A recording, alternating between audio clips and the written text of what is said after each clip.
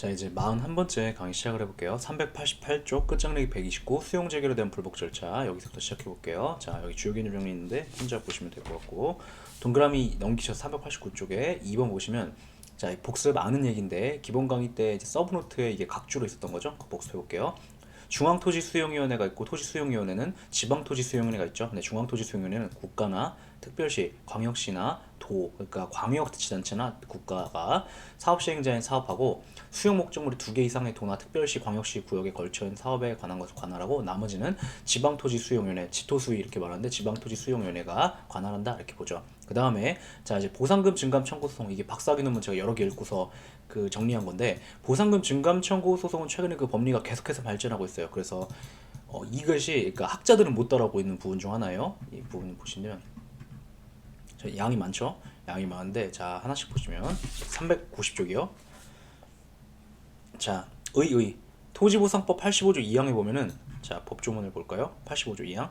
그 391쪽 가셔서 법조문 보시면 토지보상법 85조 2항 보시면 1항에 따라 제기하려는 행정소송이 이렇게 돼 있는데, 그러니까 재결에 불복해가지고 들어간 소송을 말하는 거예요. 그것이 보상금의 증감에 관한 소송인 경우, 그 소송을 제기한 자가 토지 소유자 또는 관계인일 때는 사업 시행자를 피고로 하고, 사업 시행자일 때는 토지 소유자 또는 관계인을 각각 피고로 한다라고 되어 있는 이 소송이 있는데, 이걸 이제 보상금 증감 청구 소송이라고 부르는 거죠. 다시 돌아가셔서 85조 2항에서는 390쪽이요. 수용제결 내용 중 하나인 보상금의 결정 부분에 대해서만 따로 행정소송으로 다툴 수 있게 하고 있다. 이를 보상금 증감 청구 소송이라고 부른다. 실제 사건에서는 토지가 수용되는 것 자체에 별 불만이 없는데, 보상금의 액수에 대해서 불만이 있는 경우가 많아가지고 이에 대해서만 다툴 수 있는 별도의 소송을 허용한 것이다. 됐죠?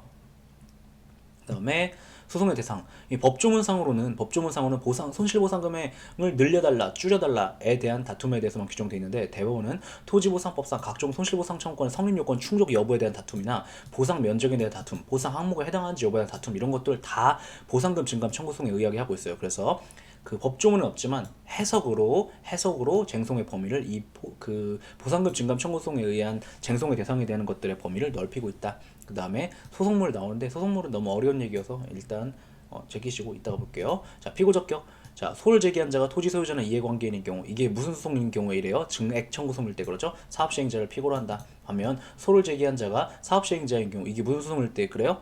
감액 청구 소송일 때 토지 소유자나 이해관계인을 피고로 한다.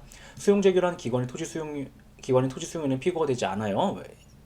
피고가 누가 된다고요? 사업 시행자나 아니면 토지 소유자나 이해관계인이 되지, 토지 수용위원회는 피고가 되지 않아요. 왜냐하면 이건 당사자 소송이기 때문에. 그래서 손실보상을 증금을 청구할 수 있는 권리와 의무는 사업 시행자와 토지 소유자 또는 이해관계인이 갖는 것이기 때문에 상호 원피고가 되게 하고 있는 것이지, 이 수용 재결을 한 토지 수용위원회가 피고가 되게 하고 있지 않아요. 그래서 이걸 갖다가 당사자 소송이다 이렇게 보는 것이죠. 그 다음 또 그렇기 때문에, 그러니까 권리 의무를 가지는 사람이 피고가 되는 것이기 때문에, 행정체가 사업시행자인 경우에는 의무자인 행정주체 자체를 피고로 삼아야 되지, 그러니까 증액청구소송 들어갈 때요, 행정청을 피고로 삼아야 되는 것은 아니다 라는 것도 기억해 주시고, 그 다음에 법적 성질, 몇 번째 칸이죠? 다섯 번째 칸. 법적 성질이요. 이 소송은 수용 재결하는 공행정적인 결과로 발생한 법률관계 한쪽 당사자는 사업시행자나 토지소유자, 이해관계인을 피고로 삼게 하고 있기 때문에 당사소송에 해당한다고 보죠. 그죠? 그리고 또 당사소송 중에서도 수용 재결의 법적 효력을 그대로 두면서도, 그러니까 땅을 뺏는다는 것에 대한 효력을 그대로 두면서도 그것이 부인되어야 주장할 수 있는 법률관계에 대한 주장을 하는 것을 허용하는 것이기 때문에 당사소송 중에서 형식적 당사소송에 해당한다고 본다. 그죠? 이것도 중요하죠. 그 다음에 임의적 이의신청 전체, 그러니까 보상금 증감 청구소송 들어갈 때도 이의신청, 그러니까 토지보상법상 행정심판에 해당하는 절차로서 이의신청이라는 제도를 두고 있는데, 그거 안 거치고 곧바로 들어갈 수도 있다 이렇게 보죠. 그 다음에 제소기간. 당사소송은 원래 제소기간 제한이 없죠. 다시요. 당사소송은 원래 제소기간 제한이 없어요. 그리고 기억이 당연히 안 나시겠지만, 당사소송에 대해서 제소기간 제한을 두기 위해서는 명문의 규정을 두어야 하고, 그러면 그땐 예외적으로 제소기간 제한이 인정될 수 있다. 거기까지 기억을 하시죠. 거기까지는. 그런데 기억 못 하시는 부분이 하나 있을 텐데, 당사소송에 제소기간 제한을 두었다. 그럼 그때는 불변기간이라고 봐요. 그것도 기억을 해주세요. 그런데 이 보상금 증감 청구소송의 경우는, 보상금 증감 청구소송의 경우에는 이것이 당사소송임에도 불구하고 제소기간 제한을 두고 있어요. 어떻게? 이의신청을 거치지 않고 곧바로 소송을 제기할 땐 수용재결서 받은 날부터 90일, 이의신청을 거쳐 들어갈 땐 이의신청에 대한 재결서를 받은 날부터 60일 내에 들어와야 된다라고 이제 규정이 있죠. 기억해 주시고, 제가 볼 때는 행정법 전체에서 손실보상 청구권 부분이 제일 어려워요. 왜냐면 이게 실무가 현재 진행형으로 발전 중이고 학자들은 못 따라오고 있고 판례는 개별적으로 중구난방으로 자기들도 못 따라오고 자기들도 정리가 안 돼 있다가 드디어 정리를 하기 시작했고 그래서 과거의 판례와 현재의 판례들 간에 약간 모순되는 부분도 있고 학자들은 이거를 체계적으로 교과서에 설명해내지 못하고 있고 당연히 판례는 그렇게 할 필요가 없죠. 자기들은 학자가 아니니까. 그래서 판례를 정리하는 건 약간 강사의목, 수험과 강사의목 그래가지고 여기가 제일 어려워요. 그 행정법 전체에서. 그래도 여기 정복해내셔야 돼요. 자, 그렇게 있다. 입증 책임, 손실보상의 발생 요건이 갖춰진 경우는 사업시행자는 정당한 보상액을 주어야 하는데, 자, 그래서 증액 청구 소송이라 벌어졌다는 건 이런 거예요. 제가 이제 토지 소유자예요. 나는 정당한 내가 받아야 될 헌법에 따르면 나는 정당한 보상을 받아야 되고 그 정당한 보상액이 지금 내가 받아야 될 액은 뭐 예를 들어 10억인데 8억밖에 못 받았다. 그러니까 2억을 더 내놔 이렇게 주장하는 것이 되죠. 그래서 증액 청구 소송의 경우 원고가 주장하는 것은 정당한 보상액은 수용제에서 정한 손실보상 금액보다 더 많은 것이어야 된다. 2억 더 내놔라. 이렇게 하는 것이고 그것에 대한 입증 책임은 누가? 원고가에게 있다. 원고가 누구야? 토지 소유자 등 소유자나 이해관계인. 그 다음 반대로 감액 청구 소송에서 원고가 주장하는 건 뭐겠어요? 정당한 보상액은 예를 들어 6억이야. 근데 지금 8억이라고 손실보상에 대한 수용제기를 놨네. 그러니까 정당한 보상은 수용자에서 정한 손실보상 금액보다 더 적은 것이어야 된다는 것을 입증해야 되고 주장해야 되고 그 입증 책임은 원고, 이 경우 원고에 있는데 이 경우의 원고는 사업시행자죠. 그러니까 똑같이 둘 다 원고인데 감액 청구소송의 원고는 사업시행자잖아요. 그래서 그렇게 정리가 된다. 기억하시면 되고요. 그 다음에 하자 승계 보시면 대법원은 표현식 공시가 결정과 수용재결 사이 하자 승계를 인정하면서 이 양자 사이에 하자 승계 인정하고 있죠. 그리고 이때 후행처분인 수용재결 관련된 항고소송에서 뿐만 아니라 수용재결로 인해 발생한 법률관계에 대한 당사소송 즉 보상금 증감 청구소송에서도 이 하자의 승계를 주장할 수 있다라고 보면서 보고 있죠. 그렇게 보고 있다.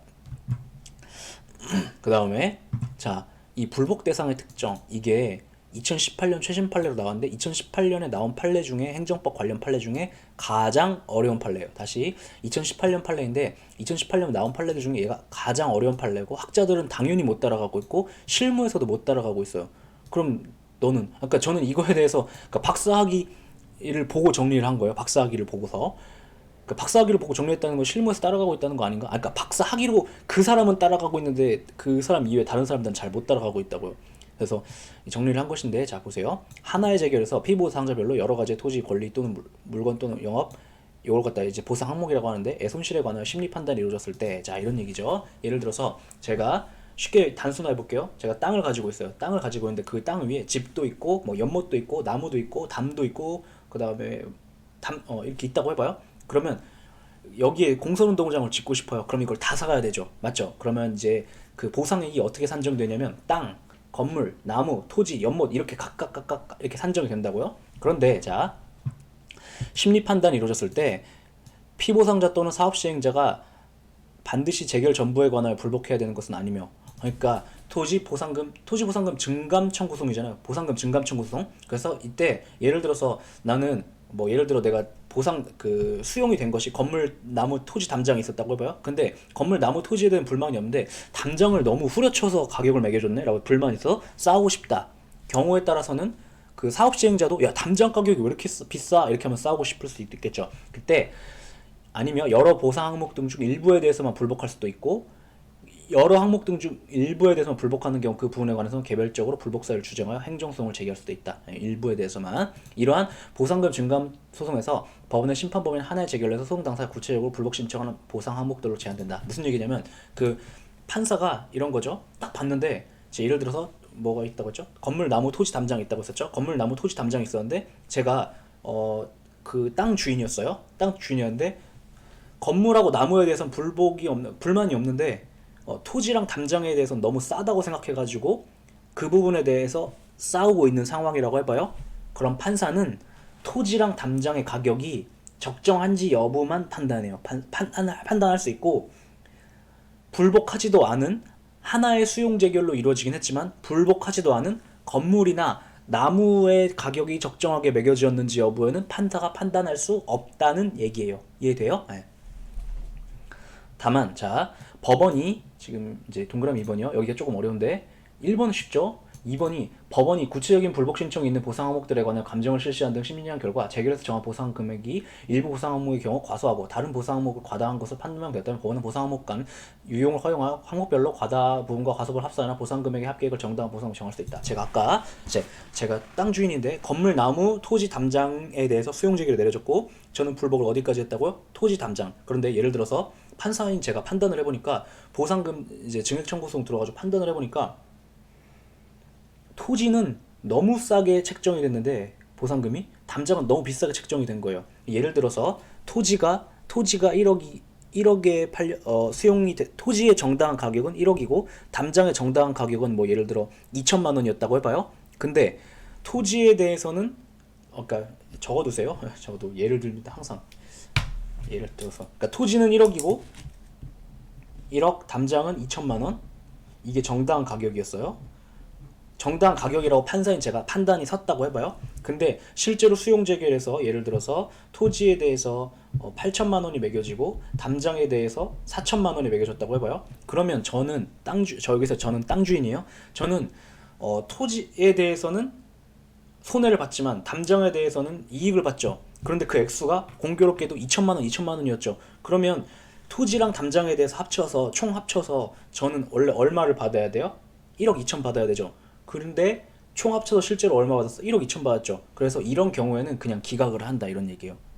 알겠어요? 그래서 이런 걸 갖다가 보상 항목 상호 간의 유용이라고 불러요. 보상 항목 상호 간의 유용을 허용한다라는 게 그런 얘기예요. 요건 몰라도 되고 이건 너무 어려운 얘기고 그렇게 보시면 되겠어요. 판결. 법원은 보상 항목 간의 유용을 허용하여서 심판 대상이 된 보상 항목들에 대한 보상의 총액이 정당한지를 따져가지고 정당하다고 판단하는 금액으로 보상금을 증액하거나 감액하는 판결을 내린다. 예를 들어서 아까 전에 토지랑 담장이 있었는데 제가 생각하기에 정당하다고 생각하는 액수가 토지는 1억, 담장은 2천만 원이었다고 해봐요. 그런데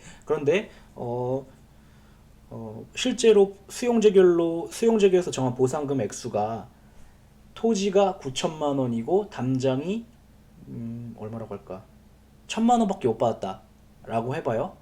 그러면 제가 정당하게 토지 소유자가 받아야 되는 액수는 1억 2천인데 수용 재결에서 얼마 한 거예요? 1억 원어치 한 거죠. 그러면 이 경우에는 2천만 원어치 이렇게 둘 다 합쳐가지고 2천만 원어치 더 받아야 되잖아. 그래서 2천만 원 증액하는 판결을 내린다 이런 얘기를 하고 있는 거죠. 됐죠? 그 다음에 이제 넘기면 토지보상법 조문 다시 볼게요. 391쪽에 83조. 얘는 이의 신청에 대한 규정이고 얘는 행정소송에 대한 규정이에요. 그러니까 수용 재결에 대해 불복할 수 있는 방법이 이의 신청과 행정소송이 있는데 이 행정소송은 두 가지로 나눠지죠. 항고소송, 그러니까 수용 재결 자체를 날려주세요 라고 요구하는 항고소송과 그 다음에 그 수용 재결 자체를 날릴 필요는 없는데 보상금을 줄이거나 늘려달라, 보상금 부분만 변동시켜달라 라고 요구하는 그 보상금 증감 청구 소송으로 갈리는 거죠. 행정소송이. 그리고 얘는 그래서 항고소송이고 얘는 뭐예요? 당사소송의 일종이다. 당사소송 중에서 형식적 당사소송의 일종이다 이렇게 보죠. 그리고 자 이의신청 잠깐 볼게요. 이의신청은요 중앙토지수용위원회 34조에 따른 재결에 이의가 있는 자 이렇게 말하고 있는데 이 34조에 따른 이의재결에 있는 이게 뭐냐면 수용재결을 말해요. 그래서 1항에 보면 중앙토지수용위원회 수용재결에 이의가 있는 자, 2항에 보면 지방토지수용위원회 수용재결에 이의가 있는 자 이렇게 말하고 있는 거예요. 그럴 땐 아무튼 중앙토지수용위원회 이의신청 들어가서 싸울 수 있다. 근데 중요한 게 이거죠. 이때 재결서 정보를 받은 날부터 30일 내에 싸워야 된다. 여기서 말한 재결서는 뭐겠어요? 수용재결을 말하겠죠. 그것도 기억해 주시고 그 다음 한 가지 더 좀 더 깊게 들어가 볼게요. 행정소송의 경우에는 항고소송과 그 다음에 보상금 증감 청구 소송이 분화되어 있잖아요. 근데 얘는 안 그렇잖아요. 맞죠? 그래서 얘는 그냥 이 소송에서 다 할 수 있다고 봐요. 여기에서 보상금도 다툴 수 있고 수용재결도 다툴 수 있고 다 할 수 있다고 봐요. 이 소송이 아니라 이 행정심판 절차에서 이의신청이라고 이름이 붙은 이 행정심판 절차에서 다 할 수 있다고 보죠. 됐고 391쪽 관련 지문 정리 볼게요. 자, 4번 보시면 중앙토지수용원이 이의신청을 받은 경우 방금 얘기했던 그 얘기예요. 재결을 위협하거나 부당하다고 인정할 때는 그 재결을 전부 또는 일부 취소를 구하거나 보상의 변경을 구할 수도 있다. 자, 첫 번째 중앙토지수용원에 이의신청이 들어왔대요. 행정심판 들어왔다 이 소리예요. 수용재결에 대해. 그때 위법하다고 판단할 때나 부당하다고 판단할 때에는 전부를 날릴 수도 있고 일부를 날릴 수도 있대요. 왜냐하면 원래 항고소송이 취소소송의 경우 전부 취소되고 일부 취소되잖아요. 그래서 전부도 날릴 수 있고 일부도 날릴 수 있다. 왜냐하면 이 이의 신청은 항고소송의 기능도 하고 보상금 증감 청구 소송, 그 당사소송의 기능도 하니까 전부 취소되고 일부 취소되고, 왜냐면 항고소송의 기능을 하기 때문에 그래요. 그리고 얘는 추가로 부당하다고 인정할 때에도 다툴 수 있죠. 그 인용이 내려지죠. 왜냐하면 행정심판의 일종이니까. 그 다음 변경도 가능해요. 뭐 한다는 거예요? 보상금 증감 청구소송의 기능도 얘가 또 하고 있다라는 걸 이렇게 표현하고 있는 것이죠. 기억해 주시고, 출제된 적은 없는데 나올 때가 됐는데 안 나와서 이렇게 제가 그냥 깔아드린 거예요. 그 다음 4번 수용 제기로 된 이의신청은 사업의 시 진행 및 토지의 수용 또는 사용을 정지시키지 않는다. 이거 무슨 얘기하고 있는 거냐면 해설 써있지만, 그러니까 자 우리 그 기본 강의 때 배웠던 거 집행정지 제도를 생각해 보세요. 집행정지 제도는 가구제 수단으로서 취소소송 파트, 그러니까 행정구제법 파트에서 배우는 거 맞죠? 맞는데 행정구제법 파트 배우는데 행정소송에서, 정확하게는 취소소송 파트에서 먼저 배운 다음에 행정심판 파트에 가서 또 배우죠. 그래서 행정심판 파트에서 배울 때 뭐라고 얘기해요? 두 가지 상황 빼고는 행정심판에서도 행정소송에서 배운 집행정지가 나머지는 그대로 다 법리가 적용된다라고 보면 된다라고 얘기하죠. 그 두 가지가 뭐예요? 행정소송에서는 집행정지의 발급 요건이 처계, 적리, 회긴, 공명인데, 행정심판에서는 집행정지의 발급 요건이 처계, 정리, 뭐라는 거야? 처계, 정리 맞죠? 처계, 적리, 중긴, 공명이잖아요. 그래서 중대한 이익이냐 아니면 회복할 수 없는 손해냐, 이거에 대해서 이 점이 다르고, 그 다음에 행정 소송에는 없는데 행정 심판에는 있는 제도가 뭐예요? 위원장에 의한 단독 발급, 그 집행정지 단독 발급 제도가 행정 심판에는 있고 행정 소송에는 없다. 이 점에서만 다르고 나머지는 다 똑같다고 얘기하죠. 그러니까 알 수 있는 게 뭐냐면 행정 심판에서도 행정 소송에서처럼 뭐가 원칙이다? 집행 부정지가 원칙이라는 걸 알 수 있죠. 그런데 자 이제 토지보상법에 보면은 이런 규정이 있어요. 토지 수용 재결에 대한 이의 신청은 정지시키지 않는다. 무슨 얘기하는 거냐면 이의 신청이 뭐예요? 행정심판이죠. 그러니까 이 행정심판을 제기하더라도 정지되지 않는데요. 이거 집행부정지 원칙인데? 네, 맞아요. 그러니까 이런 얘기하고 있는 거예요. 행정심판에도 집행부정지 원칙이 적용되지? 근데 특수한 행정심판에 대해서 별도로 규정하고 있는 토지보상법상의 이의신청이라고 이름이 붙은 행정심판은 어떨까? 걔도 똑같이 집행부정지가 원칙이야 라는 얘기를 하고 있는 거예요. 만약에 집행을 정지하고 싶다 그러면 이제 집행정지를 신청을 별도로 해야 된다는 거죠. 그것을 집행부정지 원칙이라고 하죠. 그 다음 똑같은 얘기로 이제 이의신청뿐만 아니라 취소소송 제기도 똑같이 집행부정지를 원칙으로 한다라고 해서 얘네도 뭐 예외가 아니야 이렇게 얘기하고 있는 것들이에요. 별거 아니죠. 그 다음 6번 뭐 단타형으로 정리할 건데, 이의신청에 대한 제기에 대해 기한 내에 행정소송이 제기되지 않거나 그 밖의 사유로 이의신청에 대한 제기이 확정된 때에는 민사소송법상의 확정 판결이 있는 것으로 본다. 자, 무슨 얘기하고 있는 거냐면, 자, 어떤 수용 제기를 내려줬어요. 그래서 불복을 했어요. 이의신청을 했어요. 안 해도 되는데 한 거예요. 이의신청 들어가가지고 그 관할토지수용위원회 간 거죠. 중앙토지수용위원회 갔는데 거기서 잘못됐군 안 됐군에 대해서 재결을 내려주겠죠. 근데 이거에 대해서 재결을 내려줬는데 그것이 제대로 됐다 안 됐다 불만이 있는지 없는지 얘기를 안 하고 그냥 시간이 지나가 버린 거예요. 상황 이해돼요?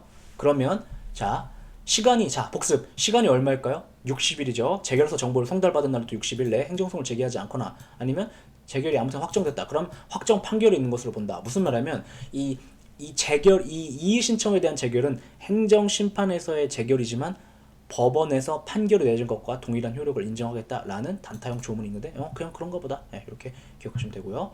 그 다음에 넘기셔서 392쪽 가시면,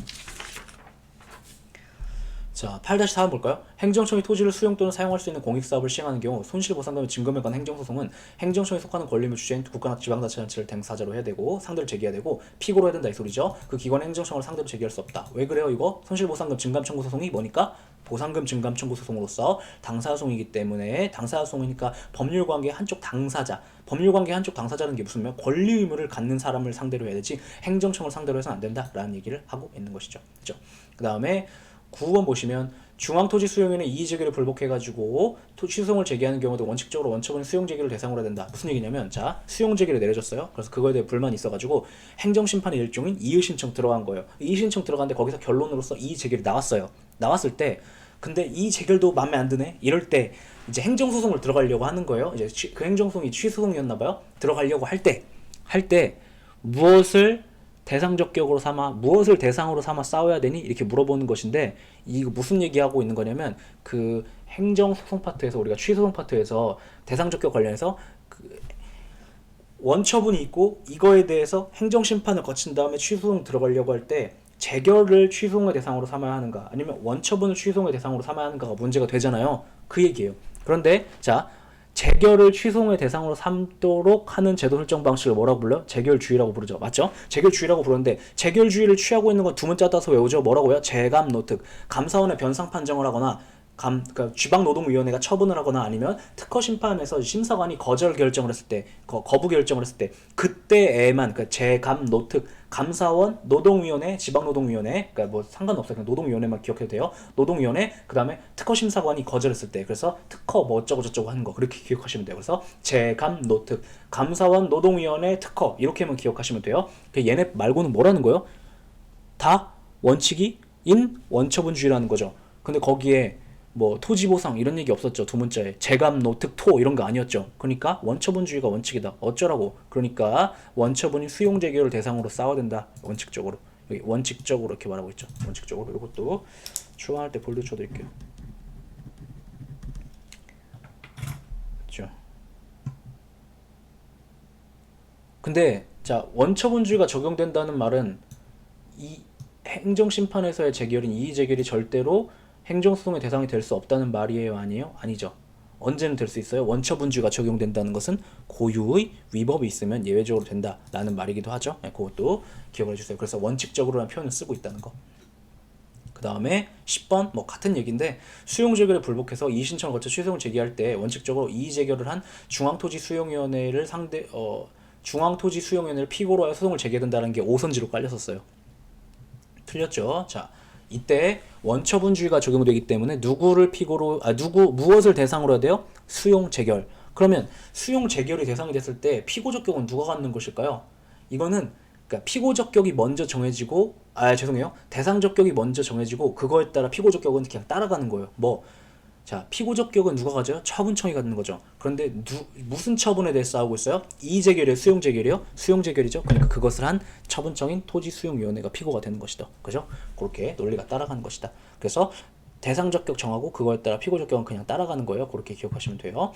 그 다음에 같은 얘기죠.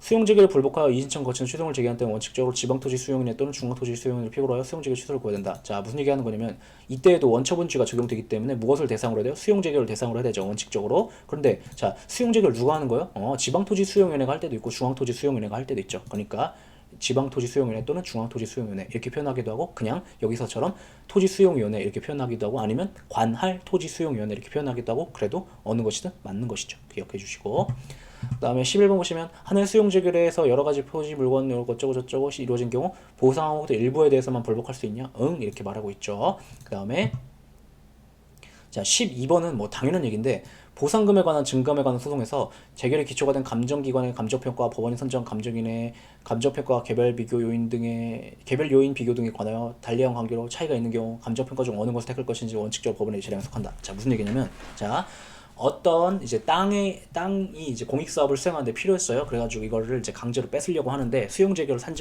하려고 하죠. 근데 수용재결을 내릴 때 거기에 보상액도 같이 정해서 준단 말이에요. 그러면 토지수용위원회는 그냥 자기 마음대로 하나요? 그게 아니라 토지수용회는 보상액을 어떻게 산정하냐면 감정기관에 이제 평가를 맡겨요. 그랬더니 예를 들어 그 감정기관에서 이 땅은 한 평에 100만 원입니다. 100만 원이면 적당해요. 이렇게 감정평가가 나온 거예요. 그래서 토지수용위원회가 그래 그럼 이 땅은 평당 100만 원에 수용합니다. 라고 수용재결을 냈어요. 그러니까 국민이 예를 들어서 뭐라는 거야 150만 원 받아야지 이렇게 하면서 싸웠다라고 해봐요. 그래서 소송이 제기됐어요. 그러니까 판사가 사실 판사도 잘 모르죠. 이 토지보상 실무를. 왜냐면 이거 땅 가격을 매기는 것은 감정평가인들의 그 전문 나와바리잖아요. 그러니까 저도 잘 몰라요. 어떻게 매기는지. 그 구체적으로 이게 왜 얼마이고 얼마인지 이런 거 왜 1,000원이 올라가야 되고 내려가야 되고 이런지 몰라요. 근데 어쨌든 그래서 법원이 판사가 물어본 거예요. 별도로 이제 소송에서 별도로 감정인을 불러가지고 별도 감정인을 불러서 평가액을 물어보니까 제가 볼 땐 여기 한 120만 원 받아야 될 것 같은데요. 이렇게 의견을 냈다고 해봐요. 그럼 의견이 두 개죠. 감정인이 둘이었는데 하나는 100만 원이라고 하고 평가는 평당 하나는 120만 원이라고 하고 그럼 어떻게 해야 되지? 이때 뭘 골라서 판단할 것인지는 판사의 재량이다. 왜냐하면 보상금 증감 청구 소송이라는 것은 여기서 이제 보상금 증감에 관한 소송이라고 불렀는데 이것은 정당한 보상액이라는 법상의 개념이 있는데 정당한 보상액이라는 것이 존재함을 전제로 판사한테 법적으로 무엇이 정당한 보상액인지를 판정해 주세요 이렇게 들어간 거란 말이에요. 그래서 이게 법적인 개념을 판단하는 문제예요. 그래서 판사가 법적인 문제를 판단하는 사람이니까 법원이 그걸 선택할 수 있다 이렇게 얘기하는 거죠. 재량에 속한다. 그 다음에 14번 보시면 보상금 증감 청구소송의 정당한 보상에 관한 증명책임 분명히 재산권 보용에 해당하지 않는다. 뭔 소리야?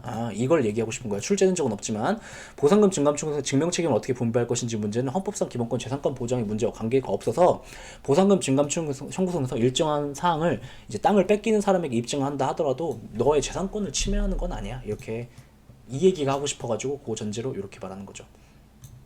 근데 그럼 이걸 지문으로 만들지 왜 이걸 지문으로 만드셨어요? 지금 생각을 해보니까 얘가 그 법학전문대학원 모의고사 기출이었어요. 그래가지고 이렇게 보시면 되겠죠. 그 다음에 이제 넘기면 큰일 났네. 타이머를 안 맞췄네. 타이머를 안 맞췄네.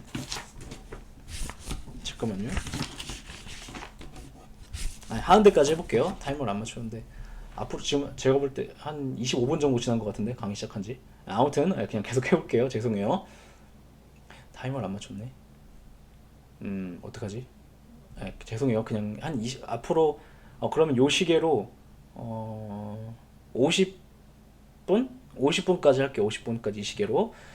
자, 그 다음에 어디냐면 393쪽 가셔서 18번 질문 있죠. 어떤 보상 항목이 토지보상 법령상 손실보상 대상에 해당함에도 관할 토지수용위원회가 오인하거나 오해해가지고 않는다고 잘못된 제결을 한 경우 피보상자는 관할 토지수용위원회를 상대로 취소를 제기할 게 아니라 사업시행자를 상대로 85조 2항에 따른 보상금 증감 청구소송을 제기해야 된다. 이게 무슨 얘기하고 있는 거냐면 어떤 항목이 있는데 해당하지 않는다고 봤다. 자, 예를 들어서 제가 땅을 갖고 있었는데 아까 나무 담장 토지 뭐였죠? 나무 담장 토지 건물 이렇게 있었어요. 그래서 이거를 다 때려 부시고 건물을 공설운동장을 만든다고 이걸 수용해 가겠다라고 하면서 제가 이렇게 얘기한 거죠. 야, 지금 이 땅 위에 이 나무도 있어. 나무도 보상해줘야지 이렇게 얘기하니까 야, 나무는 보상 항목이 아니지 라면서 나무에 대해서는 관할토지수용위원회가 잘라냈다고 해봐요. 그럼 저는 불만이 있죠. 그랬을 때 나무는 빼고 이루어진 수용 재결에 대해서 불복하고 싶으면 취소소송 들어가야 되니 아니면 보상금 증감 청구소송 들어가야 되니가 문제가 되는데, 자, 제가 볼 때는 어느 쪽이든 논리적으로 말이 돼요. 그런데 우리 대법원이 어떻게 하고 있냐면 대법원이 이때는 결국에는 나무도 포함해서 보상액을 늘려달라는 주장을 하고 있는 거잖아 너는. 그러니까 보상금 증감 청구 소송을 제기해라 라는 식으로 보상금 증감 청구 소송의 활성화를 꾀하고 있어요 우리 대법원이. 그렇게 해서 보상금 증감 청구 소송의 대상이 되는 범위를 넓히고 있어요. 그래서 기억을 해주세요. 결론 기억하시면 되겠죠. 그 다음에 자 19랑 20은 이게 2018년 최신 판례 중에 아까 전에 제가 2018년 판례 중에 제일 어려운 게 있다고 했었는데 그 주요 개념 정리에 정리된 그게 아니라 이게 가장 어려운 건데, 자 실무가들도 어리둥절하고 있어요. 다시 실무가들도 어리둥절하고 있어요. 19, 20 판례에 대해서. 그리고 그래서 제가 변이라고 써놨는데 설명하자면 복잡해요. 해설도 길죠. 자, 수험적으로 결론만 기억하세요.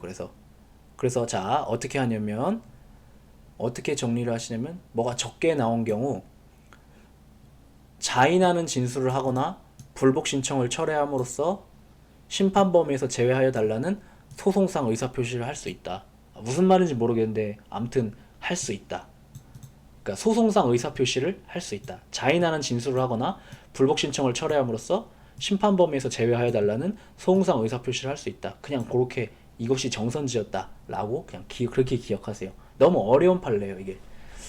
그 다음에 여기도 어쩌고 저쩌고 자인하는 철회하는 한 경우 한 경우 사업 시행자도 여기는 이제 피보상자였죠. 피보상자가 그런 소송상 의사표시를 할 수 있다고 했죠. 여기서는 사업 시행자도 그러한 소송상 의사표시를 할 수 있고 반대의 상황에도 마찬가지다. 뭐 그냥 이해는 안 되지만 그런 판례가 있었다. 그렇게 결론 기억하시는 게 훨씬 나을 것 같아요. 예. 얘는 제가 볼 때 지금 7급 시험에서도 출제 7급? 국가학 7급에 한 번 정도 그냥 되게 은근슬쩍 정선지로 한 번쯤 출제될 가능성이 있어요. 그거 말고는 변호사 시험에서도 지금 나오기 어렵다고 봐요. 제가 볼 때는 이거는 한 2, 3년 정도 더 묵어야 그래서 이제 다 알게 될 때쯤에서야 정리가 될 출제가 될 것 같은데 아무튼 이런 판례가 2018년에 가장 어려운 판례로 있었으니까 그렇게 기억을 해주세요. 그 다음에 이제 내려가셔서 끝장내기 130 손실보상의 방법과 원칙에 대한 얘기가 있는데 토지보상법 손실보상 방법과 원칙에 따라 이루어진다. 기본 강의 때 했던 거 혼자 보시고 그 다음에 여기 이 동그라미 2번 잠깐 볼까요? 이 보상 매수보상 얘기가 나오는데 매수보상은 예외적으로만 이루어지는 거죠. 매수보상이 뭔데? 매수청구권이나 수용청구권을 부여하는 방식이죠. 자, 뭐 하는 건데? 매수보상은 손실보상의 상대방에게 매수청구권과 수용청구권을 부여하는 것을 말하는데 매수청구권은 사업시행자를 상대로 하여 제기하는 권리이고 행사하는 권리고 수용청구권은 관할 토지 수용인을 상대로 하여 행사하는 권리예요. 매수청구권 뭐 하는 거예요? 야, 이거 사가 이렇게 얘기하는 거고 수용청구권은 뭘까요? 관할 토지 수용위원한테 수용재결을 내려주세요 이걸 요구하는 권리를 수용청구권이라고 하는 거예요. 그런데 수용청구권이 내려지면 강제로 땅을 뺏기는 대신 나는 돈을 받을 수 있게 되죠. 그래서 강제로 매매가 이루어진 것과 마찬가지 효과가 발생한다고요. 그래서 이거를 이제 매수보상이라고 불러요. 특히 이 매수청구권이랑 수용청구권 중에서 매수청구권이 실무상 문제가 되는 경우는 없어요. 없고 그래서 출제가 되면 맨날 이 수용청구권이 출제가 되는데 수용청구권의 경우 우리 대법원은 그 법적 성질을 형성권으로 보고 있대요.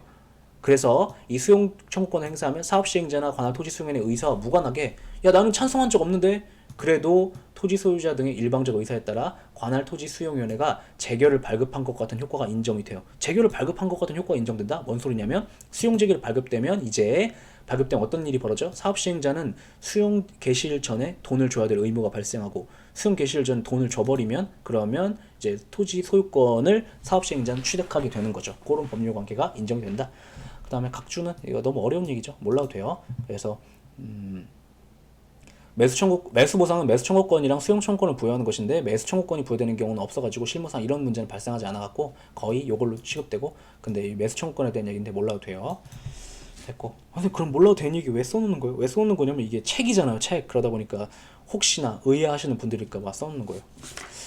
자 됐고 그 다음에 관련 지문 정리 볼까요? 1번 토지 이용에 관한 공용 제한을 하는 경우 현행법상 토지 매수 청구권을 부여하는 경우도 있다. 이게 약간 지역적인 건데 공용 제한 위에다 화살표 빼시고 예를 들어 그린벨트 지정 혹은 개발 제한 구역 지정 같은 말이죠. 이게 정식 용어고 그린벨트는 일상어법이죠. 일상 용어죠. 개발 제한 구역 지정 여기다 써놓을까요?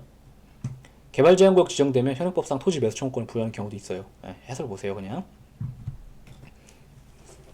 얘는 그냥 변으로 바꿔야겠다. 됐죠? 그 다음에 뭐 강의할 것은 없고 넘기면 자 395쪽에 9번 질문이 있죠? 9번 질문 볼까요? 정당한 어업 허가를 받고 공유수면 매립 사업지구 내에서 허가업에 종사하고 있던 어민들에 대해 손실보상을 할 의무가 있는 사업시행자가 뭐 이제 어떠한 바닷가가 있었는데 여기에서 어민들이 어업허가 받아가지고 물고기 잡고 있었어요. 그런데 여기에가 공유수면 매립 사업지구로 지정됐다. 뭔 소리예요? 간척사업 하겠다 이 소리죠. 그때 이제 어민들에 대해서 그 보상을 해줘야 되는데 보상을 만약에 안 해줬다. 그러면 보상을 하지 않고 공사판을 벌였다. 무슨 얘기예요? 자, 사전 그러니까 손실보상의 원칙 중 하나로 토지보상법상 손실보상의 원칙 중 하나로 사전 전액보상의 원칙이라는 것이 있죠. 그게 뭐예요? 공사판이 벌어지기 전에 전액을 다 보상해줘라 라는 원칙을 말하죠. 근데 공사를 시행하기 전에 보상이 다 안 이루어진 거예요. 그런 상태에서 공사가 이루어졌죠. 그러면 사전 전액 보상의 원칙이라는 토지보상법상 규정을 위반한 거죠. 그러면 위법한 행위란 거죠. 그럼 이때는 불법행위가 되고 그때는 이제 손해배상을 해줘야 되는데 손해배상 도대체 얼마 해줘야 되지? 만약에 제대로 적법하게 그 공사 시행 전에 보상금을 지급했었더라면 주었을 그 돈 손실보상금 상당액을 줘야 된다. 뭐 이런 얘기 하고 있죠. 그래서 얘는 나오면 뭔 소리 하는 거야? 그 정도만 알아들으면 될 것 같아요. 오선지로 깔리지 않았어요. 그래서 불법행위 구성하는 것이다. 왜 불법행위지? 이건 위법했을 때 하는 건데. 왜냐하면 사전보상 원칙을 위반한 것이 돼가지고 이렇게 써놨죠. 그렇게 보시면 되겠죠. 저는 계속해서 여러분이 예스 플랫음을 전제로 강의를 하고 있어요. 자, 10번. 농지개량 사업 시행 지역 내의 토지 등 소유자가 토지 사용에 관한 승낙을 한 경우라 해도 그에 대한 정당한 보상을 받지 않은 경우라면 농지개량 사업 시행자 및 토지 소유자 사업 시행자에게 토지 소유자 및 승인에 대하여 보상을 의무가 없게 되는 것은 아니다. 자, 이거는 사실은 법적인 얘기라기보다 국어의 문제예요. 예를 들어서 제가 농지개량 사업을 시행하려는 사업 시행자예요. 농지개량 사업이 뭔지 몰라도 돼요. 아무튼 그걸 하려고 하는 사업 시행자예요. 이게 공익사업의 일종이에요. 그런데 어떤 땅이 있어요. 야, 네 땅 내가 잠깐 써도 될까? 라고 했더니 얘가 그러세요? 라고 했대요. 이 공익사업을 위해 네 땅을 쓸 필요가 있다. 예를 들어 한 6개월 써야 될 필요가 있다.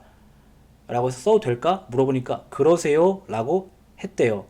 그러면 그 말이 공짜로 써도 좋아요. 이 말을 한 것일까요? 가 문제가 되는데 대법원이 야, 상식적으로 생각해봐. 누가 땅을 공짜로 쓰게 하냐? 써도 좋다. 대신 돈 내고 이렇게 얘기한 것이다. 라고 해가지고 승낙을 한 경우라고 해서 보상 안 해줬다면 보상 의무 없게 되는 것은 아니다. 보상해줘야지. 이렇게 얘기한 거예요. 국어의 문제죠. 그렇죠? 근데 그걸 출제했죠. 근데 이렇게 보면은 이렇게 설명을 들으면은 뭐야 당연한 건데 이렇게 생각이 드는데 안 보면은 쉽지 않죠. 그리고 보시면 여기가 최신 판례인데 출제가 됐죠. 17년에. 됐고 이제 넘기면 손실보상의 기준 볼까요? 얘는 이제 뭐 강의를 할 것이 131 끝장내기 강의를 할 것이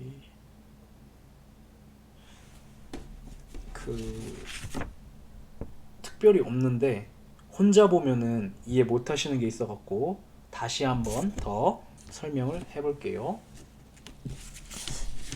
자, 어디냐면 끝장내기 131, 그러니까 395쪽 동그라미에서 한번 볼게요. 자, 토지보상법은 협의나 수용재결로 땅을 취득한다고 했을 때, 뭐 협의나 수용재결로 취득하죠 항상. 에 대한 보상액에 대해서는 협의 성립 당시나 재결 당시 직전에 표준지 공시지가를 기준으로 해갖고 여기 보면 괄호 치고 따옴표 치고 공시지가 이렇게 돼 있죠. 직전의 표준지 공시지가를 기준으로 하는 것인데 법조문에는 표준지라는 글자를 안 쓰고 그냥 공시지가 이렇게 말하고 있는데 그것이 표준지를 의미하는 거예요. 그래서 표준지 공시지가를 기준으로 해갖고 그 협의 성립 당시 또는 재결 당시 객관적인 가치를 보상해주게 하고 있어요. 그 협의나 수용 재결로 취득한 토지는 그렇고, 근데 그거 말고 공용 사용으로 대한 손실 보상 등 그 이외의 손실, 뭐 예를 들어서 잔여지 수용 청구 이런 것들이요. 그거에 대한 손실 보상에 대해서는 표준지 공시지가를 쓰지 않고 개별적 평가에 의해 보상금을 산정하도록 하고 있다. 뭐 그런가 보다. 그리고 그 구체적인 기준은 시행 규칙에서 정하게 하고 있다. 뭐 그런가 보다. 이런 정도 기억하면 될 것 같고. 그다음 이 4번이 강의하고 싶었던 거죠. 기본 강의 때 했지만 또 할게요.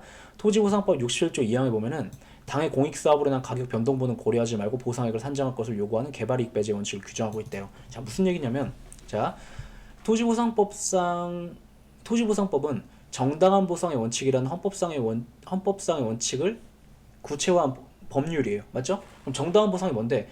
그 공익사업이 벌어지지 않았었더라면 당연히 누리고 있었을 경제적인 이익을 손실이 하나도 없게 완전하게 보상해줘라. 그걸 요구하는 게 정당한 보상의 원칙이죠. 그런데 여기 지금 무슨 얘기하고 있는 거냐면 어떤 땅을 강제로 뺏으려고 보니까 땅값이 강제로 뺏는다는 소문이 나자마자 막 땅값이 치솟은 거예요. 기본 강의 때 하죠. 무슨 얘기 들어요? 뭐 청와대가 들어선다.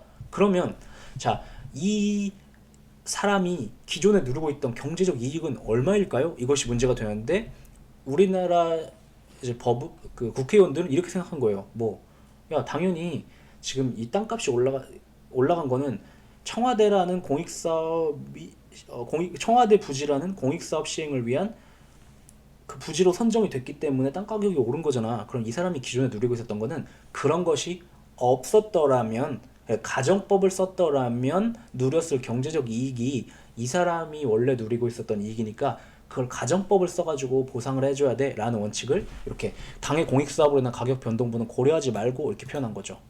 이해되죠? 그걸 개발이익 배제 원칙이라고 부르고, 그리고 토지보상법 시행규칙 23조는 이 개발이익 배제 원칙을 구체화시켜가지고 개발 손실 배제 원칙을 규정하고 있어요. 뭔 소리냐면 어떤 토지에 대한 제한, 으로 말미암아 무슨 말하냐면 예를 들어서 어떤 그 땅이 있었는데 여기 앞으로 공원이 들어설 거예요 라면서 그 땅에서 그 땅에 제한이 걸려요. 그 들어설 거라고 이렇게 도시계획이 서면 그것 때문에 지가가 하락했다. 왜냐면 땅을 지금 쓸 수가 없으니까.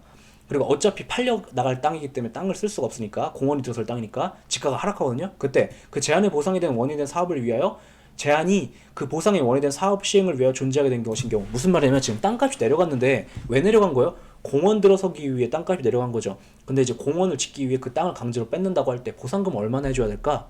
어떻게 해야 될까요? 공원이라는 것이 들어서지 않았었더라면 당연히 제한도 없었겠죠. 그러니까 제한이 존재하지 않는 상황을 전제로 한 땅값을 보상해 주는 것이 공정하다 이렇게 말하고 있는 거죠. 그 다음 반면에 그 제한이 보상의 원인이 된 사업의 시행을 위해 존재하는 것이 아닌 경우엔 그 존재하는 상태대로 즉 하락되는 상태들을 보상을 해줘야 된다 이렇게 얘기를 하고 있죠. 이거 좀 서로 설명할까요? 니은요? 니은 예를 들어서 어떤 이제 땅이 있었는데 거기에 공원이 들어설 거라고 해가지고 거기에 제한이 걸렸어요. 그런데 공원이 들어서기로 했는데 갑자기 에이 그냥 그 뭐야 도시계획이 바뀌어가지고 도로가 들어서기로 했대요. 도로가 만들어지기로 했대요. 그럼 도로를 짓기 위해서 여기에다가 보상금을 도로를 내기 위해서 이 땅을 강제로 뺏어야겠죠. 그때 보상금을 산정할 때 도로를 위해서 보상금을 산정할 때 이때 보상금 어떻게 산정해야 되니? 도로 때문에 이 가격이 내려갔던 게 아니라 공원 때문에 내려갔던 거죠. 그럼 이때는 내려간 가격으로 보상금을 산정해 줘야 된다 이런 얘기를 하고 있는 거예요. 그죠? 그래서 그 보상이 오래된 사업이 아니라 다른 것을 위해서 있었던 경우는 제한된 상태대로 그대로 보상해 줘야 된다 라고 있어요. 그리고 관련 주문 정리 보시면 이렇게 토지보상법 67조가 있고 그 토지보상법 시행 규칙에서 이렇게 개발 손실 배제 이 원칙을 구체화하고 있죠. 요거 이해하면 쉬워요. 예, 이해하면 쉬워요. 별거 아니에요. 그 다음에 67조 1항이 있고 2항이 있는데 이 2항이 바로 개발 이익 배제의 원칙이고 이것을 구체화한 것이 시행규칙 요거죠. 그 다음에 1항이 있는데 1항은 협의 성립 당시의 가격, 그 다음에 재결 당시의 가격을 기준으로 해야 된다고 하는데 구체적으로 그 가격 어떻게 산정하는 건데 뭐 예를 들어 공시지가를 기준으로 해가지고 뭐 물가 생산자 물가지수 이런 거 반영해가지고 적정한 가격으로 해라. 요것을 그러니까 67조 1항을 구체화하고 있는 게 이 70조 조문이에요. 이렇게 있죠. 그다음 한 가지만 더 말씀드리자면 여기 가격 시점이라는 글자가 있죠. 그러니까 여기 보면은 협의 성립 당시의 가격, 그다음에 재결 당시의 가격을 기준으로 보상액을 산정해라 이렇게 말하고 있잖아요. 이때 이 협의 성립 당시의 가격, 이때 그 협의 성립 당시, 재결 당시를 그 가격 시점이라고 불러요. 가격 시점. 그것도 그냥 알아두세요. 여기 2항에서 가격 시점이라는 표현을 쓰고 있는데 이게 협의 성립 당시, 그다음에 재결 당시 그걸 가리키는 표현이에요. 됐죠? 다음에 2번 보시면 관련 지문 정리 가셔서 2번 토지에 대한 보상액은 가격 시점에서 현실적인 이용 상황과 일반적인 이용 방법에 관한 객관적 상황을 고려하여 산정하되 일시적인 이용 상황과 토지 소유자나 관계인이 갖는 주관적 가치, 특별한 용도에 사용할 것 전제로 한 경우도 고려하지 않는다. 무슨 말이냐면 자 어떤 땅이 있었는데 일시적으로만 예를 들어서 뭐라고 할까? 옛날 얘기 해볼게요. 옛날에 막 한나라당에서 한나라당 아세요? 옛날에 한나라당이라는 당이 있었어요. 한나라당에서 이제 막 장외투쟁을 한다고 이 한나라당이 막 여의도에다 천막 짓고 있었거든요. 그런데 그 원래 그냥 나대지였을 거 아니에요. 근데 갑자기 한나라당에서 와가지고 막 한 2달, 3달 동안 여기에 천막 짓고 한나라당 당사로 쓰겠대요. 그러면 그 땅을 수용 재결할 때 한나라당 당사로 쓰일 것의 가치를 계산해야 돼요? 아니면 그냥 원래 땅대로 계산해야 돼요? 원래 땅대로 계산해요. 그래서 일시적인 이용 상황, 일시적으로만 쓰이고 있는 것이기 때문에 그런 것은 배제하고 계산해라. 그 다음에 주관적 가치. 뭐 예를 들어서 이거는 우리 조상 뭐 100대 때부터 내려오는 땅이다 하더라도 시가로 그냥 계산하라 이런 속이에요. 주관적 가치는 쓰지 않는다. 고려하지 않는다. 그런 얘기, 당연한 얘기. 그래서 지금 얘기 무슨 얘기하는 거냐면 객관적으로 가격을 산정하는 방법에 대한 얘기하는 거죠. 근데 그때 일시적인 이용 상황 고려하지 않고 주관적 가치 고려하지 않고 특별한 용도 고려하지 않는다. 이렇게 했어요. 출제된 적은 없어요. 그러나 왜 저는 이게 깔아드렸냐면 딱 봐도 오선지 만들기가 딱 좋아요. 맞죠? 뭐 예를 들어서 일시적인 이용 상황이나 주관적 가치는 고려하되 고려하지 않되 특별한 용도는 고려한다. 막 이렇게 틀렸죠. 그러니까 오선지 만들기 딱 좋으니까 기억을 해주세요. 그 다음에 넘기면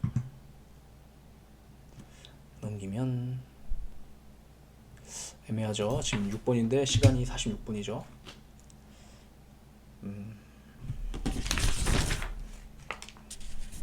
그냥 지금 제가 앞으로 해야 될 게 셋, 넷, 다섯, 여섯 개인데 이게 아까 했던 거랑 연결되거든요. 그냥 그 끝까지만 할게요. 죄송해요. 자, 6번 보세요. 공익사업의 시행으로 지가가 상승하여 발생한 개발이익은 토지 소유자의 노력이나 자본에 의해 발생한 게 아니어서 객관적 가치에 포함된다고 볼 수 없고, 그래서 그것을 배제하는 조항이 토지보상법 67조 2항인데 그 조항은 합헌이냐? 응, 합헌이라고 보고 있어요. 그래서 67조 2항이 합헌이라는 말을 이렇게 길게 하고 있어요. 다시 67조 2항이 뭐예요? 개발 이익을 보상액에 넣지 말고 그걸 뺀 상태에서 빼고 보상해줘라 라는 원칙이고, 그걸 갖다가 어렵게 개발 이익 배제의 원칙이라고 말하죠. 그죠? 여기 보면 개발 이익 배제 조항이라는 것이 있는데 67조 2항을 가리키는 거예요. 문제가 된 건 67조 2항이 그래서 합헌인가 위헌인가가 문제가 된 거죠. 왜냐하면 어떤 사람이 있었는데 땅을 뺏기려고 보니까 땅값이 너무 막 상승한 거예요.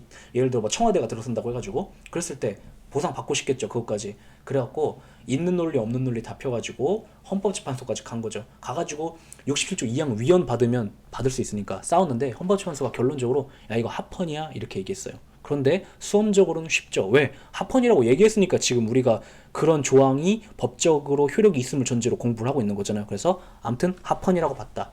합헌이란 얘기하고 있는 거예요. 6-1번도 평등권 침해하는 것도 아니다.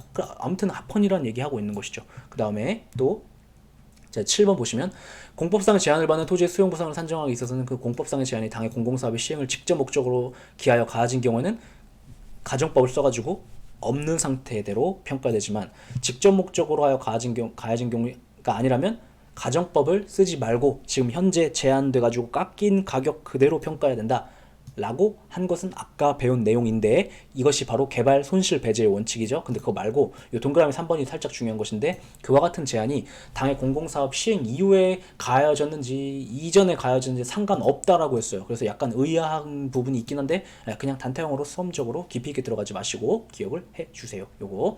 그 다음에 자 이제 지금 제가 8-9까지 하고 끝을 낼게요. 자 보시면 공법 8번이요. 공법상 제한을 받는 토지에 대한 보상액을 산정할 때 해당 공법상 제한이 어쩌고 저쩌고 일반적 계획 제한으로서 구체적 도시계획 사업과 직접 관련이 없을 땐 그대로 평가된다. 자 해설 보세요. 일반적 계획 제한이라는 것이 있는데 그게 뭔지는 몰라도 돼요. 근데 아무튼 일반적 계획 제한이든 뭐든 어떤 이 계획 제한이라는 것은 행정 계획으로 토지를 제한하는 걸 말해요. 그냥 그 정도만 아시면 돼요. 그런데 일반적 계획 제한이든, 참고로 일반적 계획 제한의 반대말이 개별적 계획 제한이거든요. 개별적 계획 제한이든 뭐든 아무튼 그 제한이 구체적 도시계획 사업과 직접 관련이 없을 때에는 땅값이 그것 때문에 내려간 것이 아니죠. 그러니까 그냥 내려간 대로 제한을 받는 상태 그대로 평가해야 된다라는 요 판례가 있고, 출제된 적은 없는데 출제 유력하다고 봐요. 그렇게 있다. 그 다음 자 8-1번 또 똑같은 얘기를 하고 있는 것인데, 도로공원 등 특정 도시계획 설치를 위한 계획 결정과 같이 구체적 사업에 따르는 개별적 계획 제한이거나, 개별적 계획 제한이라는 게 지금까지 계속 배웠던 얘기하는 거예요. 뭐 예를 들어서 어떤 땅이 있는데 여기에 공원을 만들려고 해요. 그럼 공원을 만들기 위해서 여기 나중에 어차피 이 땅을 수용해야 되니까 거기에 막 앞으로 개발이 이루어지면 보상금이 막 늘어나고 막 어차피 부셔야 될 건물이고 막 문제가 발생하겠죠. 그래서 제한을 걸어버리는 거, 어떤 사업을 위해 제한을 걸어버리는 거, 그거를 개별적 계획 제한이라고 부르는 거예요. 이해되시죠? 그런데 자 그러면 개발적 계획 제한을 할 때에는 그것으로 인하여 땅값이 내려갔을 때 보상금 어떻게 산정해야 될까요? 그 개별적 계획 제한이 없었을 상태를 가정해가지고, 그러니까 제한이 안 걸렸을 때를 상태를 가정해가지고 땅값을 산정해야겠죠. 보상금을 그 얘기를 하는 것이고, 그 다음에 설사 일반적 계획 제한이라 하더라도 그것이 특정 공익사업의 시행을 위한 것일 때에는 일반적 계획 제한이 구체적으로 뭔지 몰라도 돼요. 그래서 개별적 계획 제한이거나 아니면 일반적 계획 제한이라 하더라도 특정 공익사업의 시행을 위한 것으로서 일반적 계획 제한이 걸린 상황이었을 때는 보상액을 산정할 때 어떻게 해라? 그것이 없었을 상태를 상정해서 평가해라. 그 보상금을 산정해라. 이렇게 얘기를 하고 있는 것이죠. 됐죠? 그 다음에 9번 또 계속 같은 논리의 연속인데, 자 원래 여기에다가 어떤 땅이 있었는데 여기에 뭐 제한을 걸었어야 되는데 어차피 여기는 다 없어질 어떤 뭐 땅이 있고 건물이 있을 때 야 이 건물하고 땅은 어차피 공사 들어갈 땅이야 라고 해서 앞으로 미래를 위한 도시계획을 거기에 짤 필요가 없어 라고 해서 도시계획을 안 짜는 경우도 있는데, 그런 경우를 해봐요. 다시 지금까지 배웠던 거는 이 어떤 공익 사업을 위해서 여기다 뭔가를 한 경우에 대한 얘기인 거고, 반대로 이런 경우도 있을 수 있겠죠. 어차피 여기에다가는 이제 공원이나 도로 이런 게 들어설 것이기 때문에 거기에다가 도시계획을 안 짜버린 거예요. 그래서 원래 공원이나 도시가 들어설 상황이 아니었더라면 도시계획에 의해서 어떤 제한이 걸렸어야 되는데 그 제한이 안 걸렸대요. 왜? 공익사업을 할 것이기 때문에. 그러면 이때 이 땅값을 산정할 때에는 어떻게 보상금을 어떻게 산정해야 될까요? 제한이 걸렸을 상태를 상정해가지고 평가해야겠죠. 왜냐면 사업 때문에 안 걸린 거지 원래는 걸렸어야 될 거죠. 사업이 없었더라면. 그러니까 기존에 이 땅 주인이 누리던 정당한 객관적 가치는 제한이 걸린 상태가 되겠죠. 그래서 상정하여 이루어진 상태를 상정하여 평가된다. 이렇게 말하고 있어요. 아시죠? 네. 알고 딱 맞네. 그렇죠? 여기까지 하고 다음 시간에 이제 398쪽 끝장내기 132 거기서부터 들어가는 걸로 할게요. 네, 수고하셨어요.